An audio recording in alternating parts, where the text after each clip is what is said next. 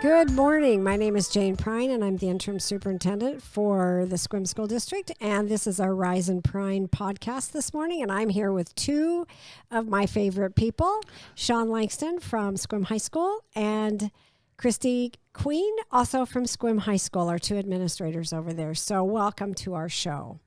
So, Sean, I'm going to ask you a question first, just to get things rolling. What are three things on your bucket list, and have you completed any one of those three things? So, first off, I would like to say thank you for the invite and the comment about that we're two of your favorite people.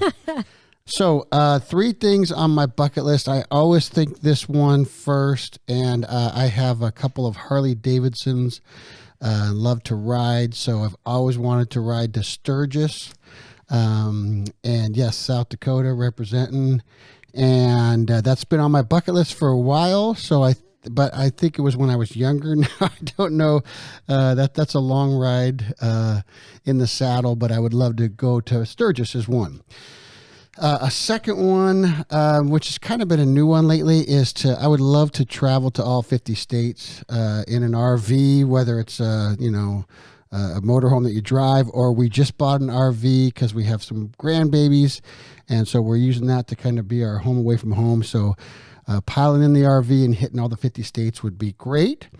The third one I'll say, yes, I've already accomplished, and that would be my sister and I have always wanted to get a lake house. We did out at Sutherland probably about 10, 11 years ago, but the bucket list item now is to hang out at the lake house with my grandchildren, and that's going to happen this summer. So good for you. Congratulations. Thank you. And I just have to tell you, I remember when the Sturgis Rally, because I grew up in Deadwood, which is only 12 miles from Sturgis. Wow. And when the Sturgis Rally hit town with the Hells Angels on motorcycles, so I'm dating myself, it was a very scary place to be. It has certainly changed over the years, I will just say. And working in an ice cream shop till midnight at night when the bikers would come in was very scary for me. But anyway, I think people now, they trailer their bikes and then they ride around the hills and then they trailer them home. Exactly. So, that's why I said before I would have loved to jump on my bike and ridden that whole way, but now I thought, about halfway there, I'll go rent one someplace. Yeah, it's a long ways from here. So now, Christy, to you, what are three things on your bucket list, and have you completed any of them? Well, I love to travel. And recently I've been really inspired to travel kind of closer to home. So something that is on my bucket list is to get a tiny trailer or a teardrop trailer and visit national parks. The only national park I've been to that's not in our backyard is Yosemite, and it was beautiful and super inspiring. So I want to check out some more national parks. Wow. Well, there are lots of national parks that aren't too far. That'd be fun to go. And you have parking. Yes. If you take a big rig, then you don't have as much parking. I have no desire to drive a big rig. Okay. But a teardrop trailer, that's right up my alley. Well, you could probably hook it up to your vehicle that you have now. Yes, I can. Oh, good. My diesel Jetta. All right. So another one is I really want to take a girls trip with my mom and my daughter. And so right now we're looking into taking a big trip in the summer of 22, and my vote is Thailand, but I'm one of three. And another one is when I was younger, I did do the 9-week backpacking trip through Europe, and I got to spend a whole day swimming through the Algarve in Portugal. Wow. So it was stunning, and I can't wait to go back someday. So was that on your bucket list to swim in that? Oh, yeah. Oh, good. I want to swim in all the major bodies of water. Well, there you go. All right. Those are really fun bucket list items. What, Sean, what are one or two areas at Squim High School that you are most proud of? I think the first thing that I always think of when I'm asked this question is it's been a real goal of our staff to find unique ways to connect with kids. Our goal is always that there are some caring adult that's connected with all of our kids there. And so we've tried to get a wide variety of staff members that don't share the same interests because our kids all have different interests. And so through our Kids at Hope work, we did identifying ACEs. It was pretty telling to see how many kids are connected with our staff. And that was very intentional. It was It's been talked about. It's been addressed. It's been documented. We want it to happen. So I think just the connection with our kids through our staff. Obviously, the last year it's been crazy. It's been a lot more challenging. I was out in classrooms yesterday for registration to the freshmen, and it was hard because normally I would know those kids so well. We had a whole transition program through Link Crew. I would have led all that. I would have known who they were, but it was tough, and so that part is missing right now. So I'll be excited to get that back. I think that's probably the number one thing.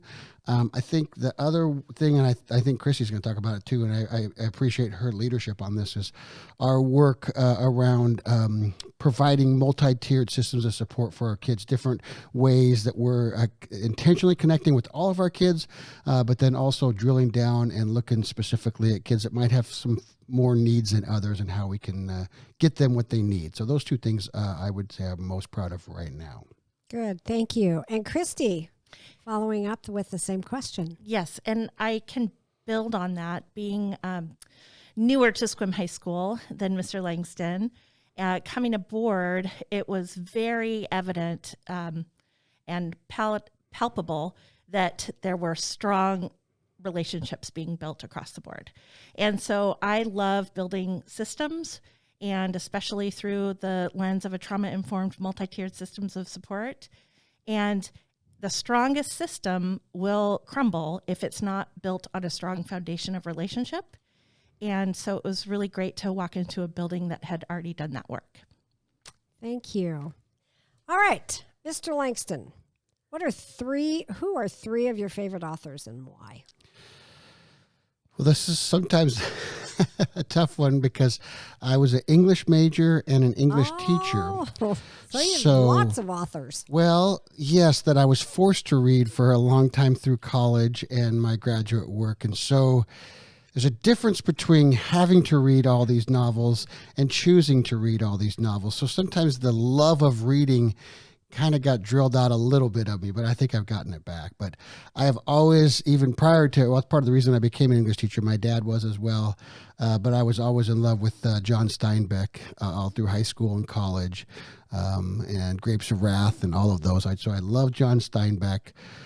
He's always kind of my go-to. And then another one that I have grown to love, although there's a tad bit of controversy now, but Sherman Alexie, I don't know if you know who he is, but he's a Native American author who I've seen speak several times, met him, love his work. My mom grew up on a reservation in Montana, and so we're Native, and so I really had a lot of strong connection with what he wrote.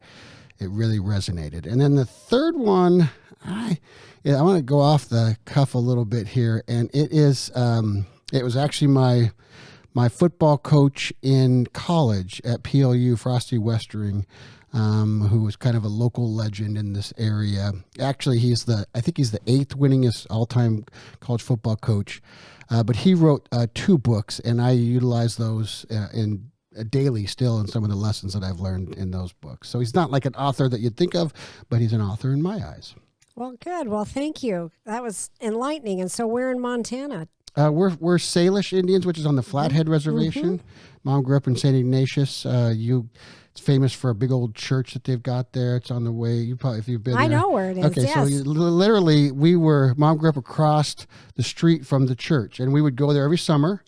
I have a cousin Tony who's the same age as me, and we would just be getting into too much trouble.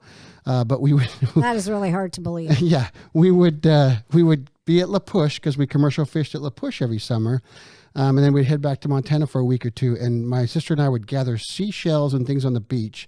And then we'd go to that parking lot across from the church and we'd sell it to tourists. And then I think that's entrepreneurial. I think so too. And it was very clever because if we ran out of material, like all of our rocks and seashells and the wood, we would just gather rocks from the parking lot and call that they were from La Push. So that's where the entrepreneurial spirit must have been born. Well, there you go. Thank you. And Christy, who are your 3 favorite authors and why?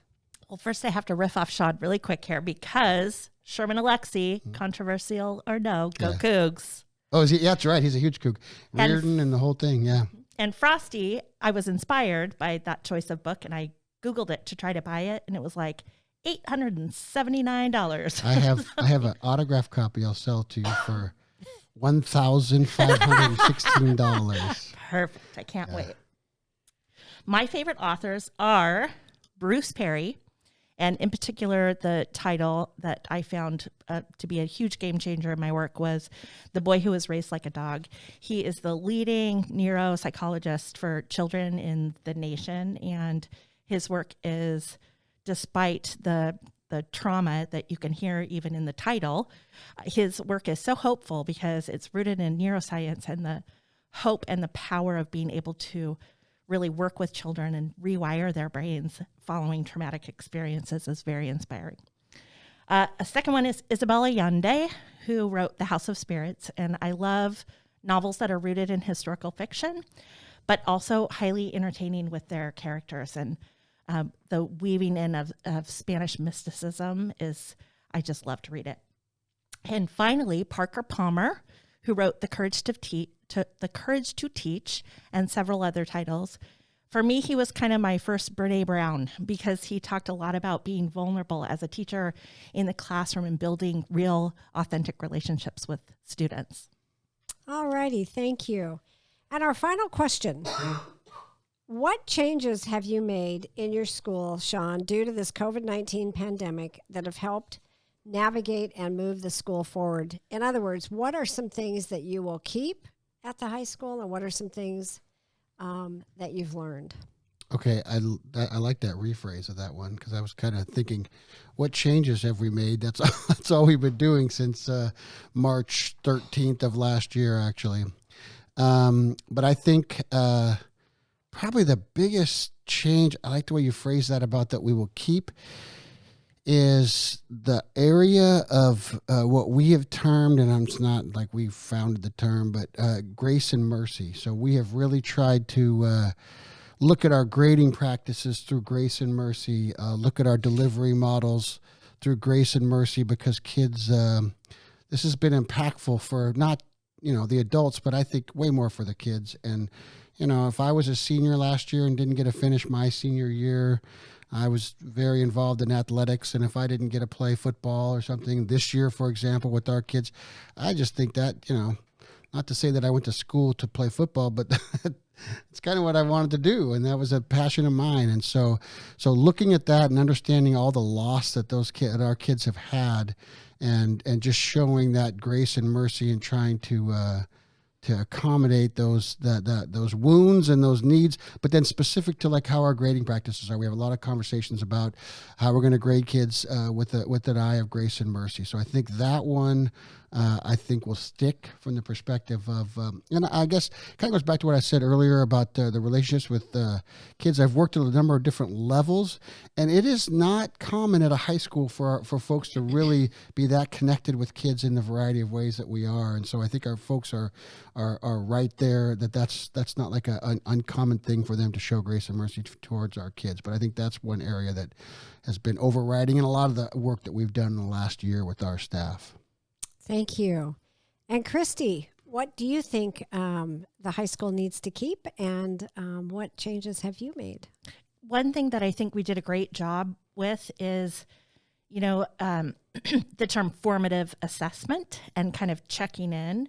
It's easy to do when your entire staff is gathered in the library just by the look on people's faces or doing a quick thumbs up, thumbs down. And so having that, removed from our wheelhouse was really challenging. So something that we implemented was regular and frequent check-ins through the use of technology and forms. And I think what we found was we were really able to keep our finger on the pulse and make quick and timely adjustments and changes based on the feedback that we're getting. And it worked so well with staff. We've done it several times with our students as well. So I think using technology to do temperature checks and check-ins and seek feedback on any implementation and then respond to it in a systematic way is something we'll definitely keep. Oh, good. Well, I'd like to thank both of you for coming on this Friday morning, and I want to wish everybody a great Friday morning and a wonderful weekend, and enjoy our sunshine. Thank you. Thank you. Thank you. Join us next week as we start our Unsung Heroes series. Thank you for listening and have a fantastic Friday, Squim.